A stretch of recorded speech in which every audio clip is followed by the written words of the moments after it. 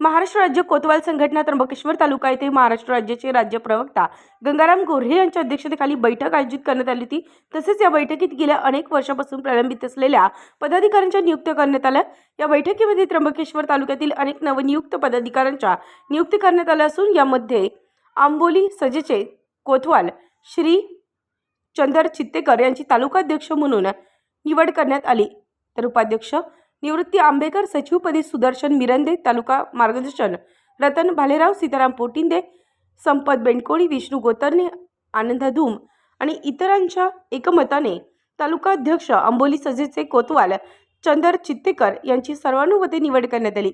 या निवडीप्रसंगी महाराष्ट्र राज्य प्रवक्ता गंगाराम गोरे यांनी सर्व पदाधिकाऱ्यांचे अभिनंदन केले असून पुढील काळात संघटना अधिक जोमाने काम करेल अशी ग्वाही देखील त्यांनी यावेळी दिली। चंदर धोंडू चित्तेकर माझे तालुका अध्यक्षपदी निवड झाल्याबद्दल गंगाराम गोरे हे राज्यस्तरीय कोतवाल संघटनेचे अध्यक्ष व सीताराम पोटिंदे, संपत बेंडकोळी यांच्या सहकार्यात माझी तालुका कोतवाल संघटने अध्यक्षपदी निवड झाल्याबद्दल मी त्यांचे आभार मानतो।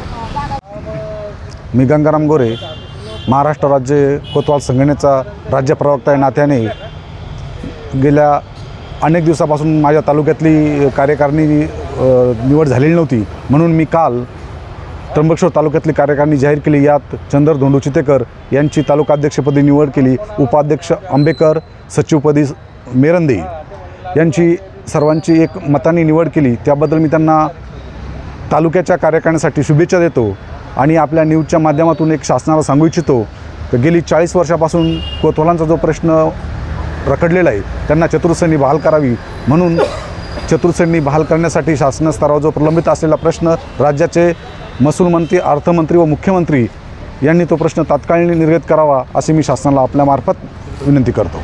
धन्यवाद। उत्तर महाराष्ट्र न्यूज नेटवर्कसाठी रामदास शीद, त्र्यंबकेश्वर।